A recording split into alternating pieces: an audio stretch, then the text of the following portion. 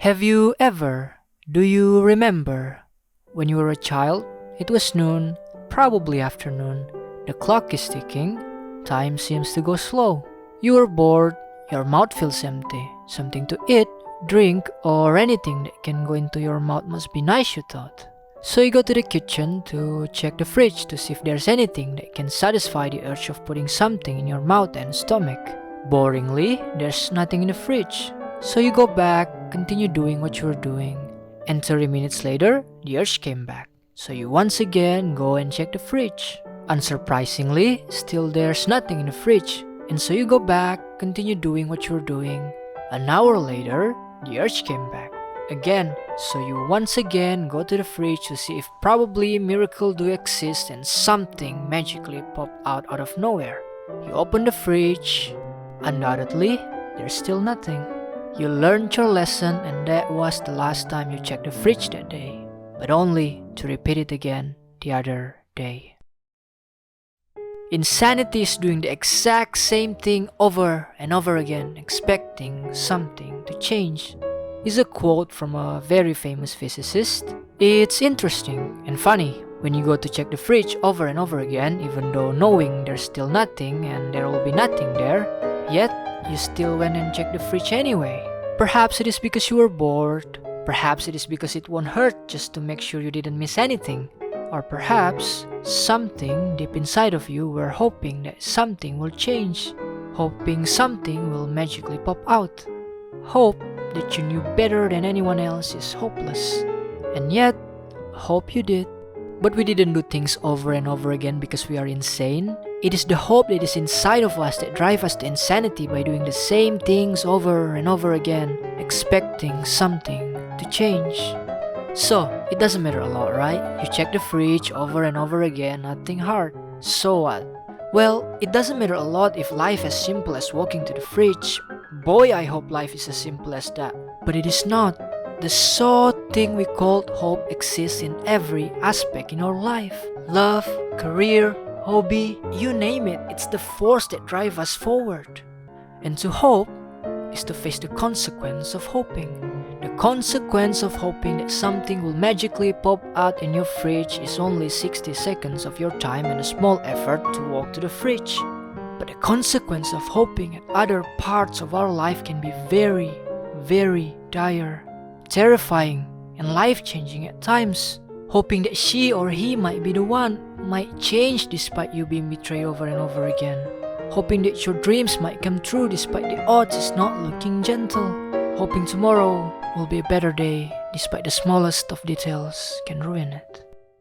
We sometimes, of course, know the consequence of hoping. That's why we sometimes give up on hoping at a certain aspect in our life. When things start to go south, when the risk of failure start piling up, we give up on it. But this is not always the case. We are blinded by hope sometimes, and God only knows how dangerous could it be. A feeling of expectation and desire for a certain thing to happen, or most commonly known as hope, is a very dangerous thing if not treated carefully. And it's easy, very easy to treat it not carefully. Because hope feels like a friend, a best friend, a soulmate that will never betray you, a grandma that loves you unconditionally.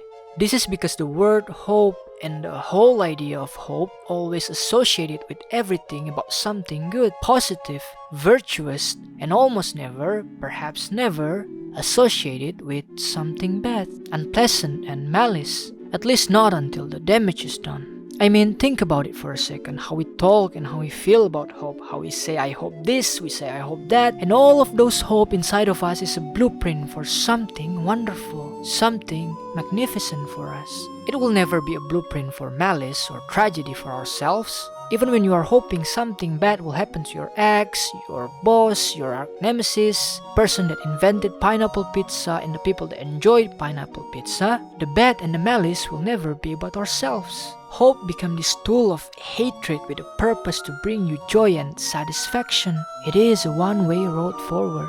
And even after failures, we almost never put the blame on the hope. Most of the times, we blame ourselves, the situation, we blame other people, we blame the world. And of course, there's nothing surprising about that because hope is just a 4-letter word. But it is also very, very real. And for all of this, we are most of the times are blinded by hope, guided towards heaven or destruction. God only knows. It's a toss of a coin sometimes. It is what hope is sometimes. So, anyway, scary, right? Hope. Well, if it makes you feel any better, hope mess with everybody. I mean, everybody. The normal, the worst, and the best of us. The hero, the villain, the civilian, everyone. Including the one and only Sir Winston Churchill. Let us rewind the time a little bit to February 1915. Europe is in the middle of the war to end all wars, the First World War. And this is Churchill, the one and only Winston Churchill, First Lord of Admiralty and the rising stars of British politics at that time. The current situation at that time is frustrating for everybody. Millions had fallen and thousands more will follow in an attempt for a small advantage in a deadly stalemate in the trenches of the Western Front.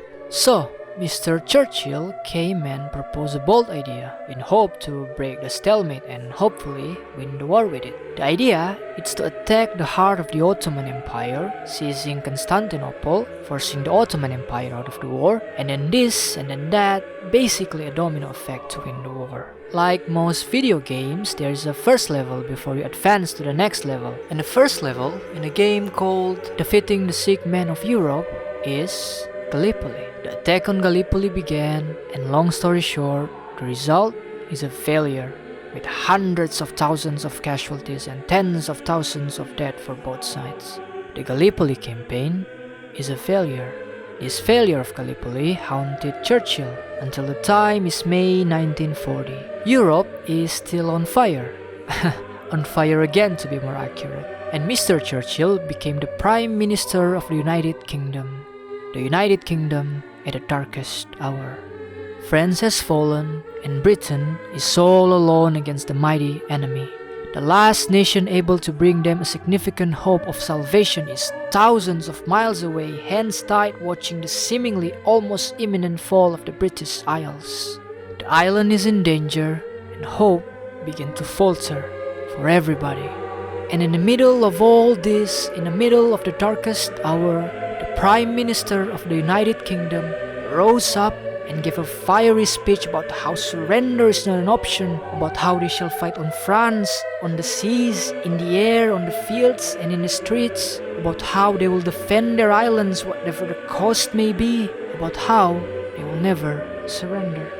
What follows are years of struggles, but in the end, victory is the result. The hope of a man that sent tens of thousands of men into oblivion in Gallipoli is the same hope that pulls the British Isles from the darkest hour. The irony of hope. This is the irony of hope. Circumstances might be different, but expectations will always be the same. Success, glory, and everything that seems to glitter. We are no Churchill, we are no heroes, but we are humans. A dreamer, just like him. We have many hopes in many things. Often our hopes live up to our expectations, but also most often than not, it betrayed us. And hope is very unforgiving at times, even when you're in the middle of it. You suffer sometimes for hoping, and yet the very same hope is the only thing you have to pull you through from the very same suffering. It is the fire that burned your very soul, and yet it is the fire that light up the dark road ahead. The very same hope that keeps us alive is the very same hope that is killing us. Irony of hope. This is the irony of hope. And if you are wondering and might ask me, so what would be better, to hope or to give up on all hope? I'll be honest and say I don't know. You are your own captain in your life. You know your suffering better than anyone else. You can read your own journal of life, something I can even start to imagine with. This bunch of words and sentences is not here to tell what to do about hope. It is simply just a reminder about the irony and the danger of the four-letter word we call hope. But I tell you this, if life is kind enough and let me mingle with it a few more years in the future, I'll have a family of my own and a wonderful daughter at that. And one time when it's late at night, when I tuck her under the bed after telling her the story about the irony of hope, and when she looks me in the eyes and asks, if hoping is so scary, Should we just give up on hoping? I'll chuckle and say, I'm actually not sure, dear. But remember this, when the night is dark and the wind seems to get colder with each passing second, and tomorrow seems like forever miles away, and not a single kind spirit in sight and seems like forever miles away, at those kind of times, hope is the last thing that I will ever let go. As scary as it is, as uncertain and unforgiving hope as it is the last thing that I will give up on. Because the moment we lose all hopes, the moment we give up on all hopes, is the moment we start living in hell with no heat, a place where pain and joy have no meaning, pain without a taste, the worst kind of pain. It is okay to hope. It is what makes us human. But be careful about it. Hope smartly. Pick and choose your hope. Learn to give up on one and light up the other one. Adapt with hoping. Life is so complicated. There's no blueprint of success in hoping. There's no guideline for it. All we can do is try our best and and hope for the best. And then she'll probably give me this very confused look. I'll just smile to myself, turn off the light, give her a gentle kiss on the forehead, and wished her a very, very good night.